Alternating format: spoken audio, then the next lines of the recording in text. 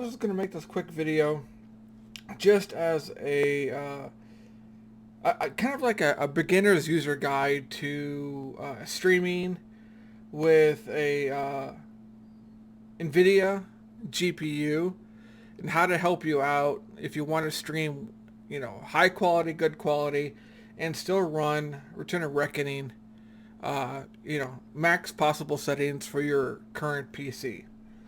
So I was going to show you my settings that I run for my streaming. This may not apply to you 100% depending on what you have or what software you use. I use Streamlabs OBS or SLOBS to do my streaming. So I'm going to reference that with Streamlabs, not with anything else like standard OBS. Now, the settings will look very similar to standard OBS. In fact, it may look identical, but I just want to preference that it may not be identical. So please use this as a reference guide, but not as a mandatory how-to.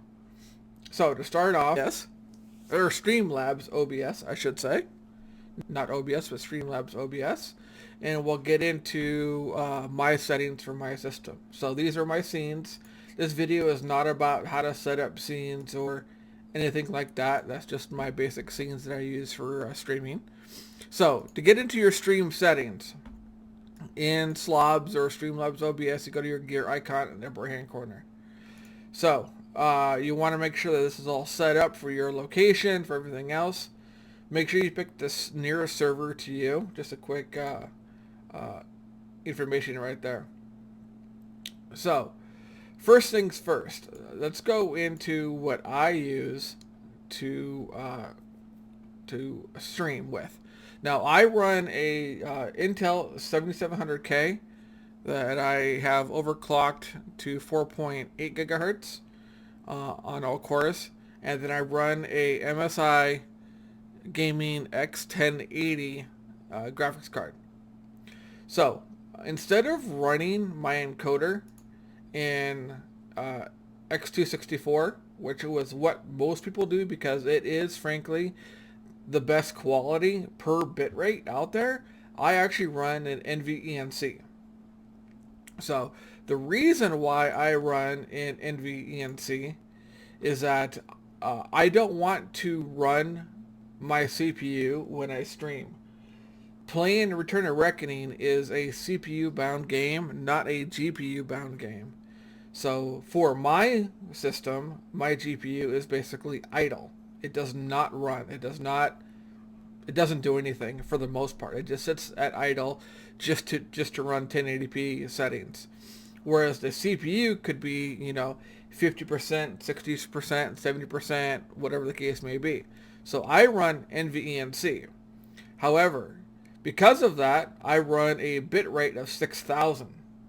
Okay, so this is the downside to running NVENC, is that your bit rate has to be about 1.5 to 2 times higher than if it was X264. So to run the same quality as X264, I have to run anywhere between 1.5 and 2 times higher of a bit rate, which means that potentially your viewers, if they don't have a download speed of 6 megabytes a second or higher, they could have issues watching your stream. That is the downside. Okay, these are the rest of my settings that I have right here.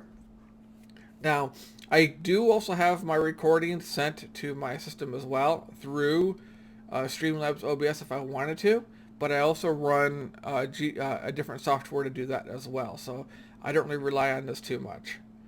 So let's go ahead and just review these real fast, and so that way if you wanted to use this as a idea, you can if you want to. So again, encoder, NVENC, I use a bit rate of 6,000. I use a 2-pass encoding. GPU is set to 0. If you set to anything else, you could have issues connecting. Okay, the recording thing you can leave alone if you wanted to. Audio bit rate, I have 16. Audio bit rate track 1, I have to 16. I should actually be set to 160.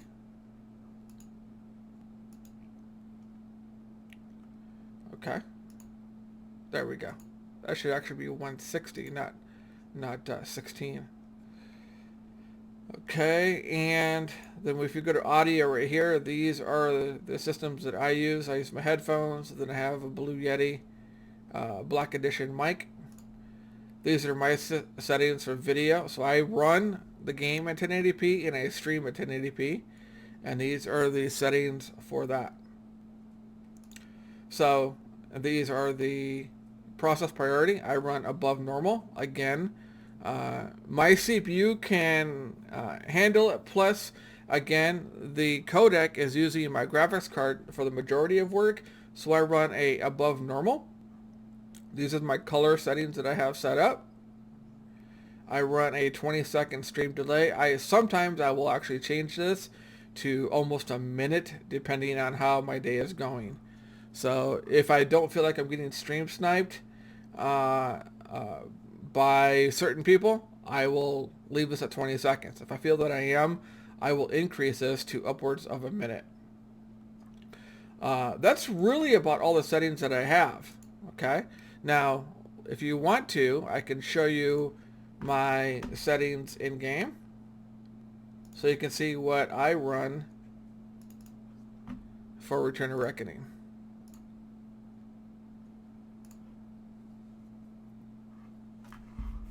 Let this come up here just for a moment.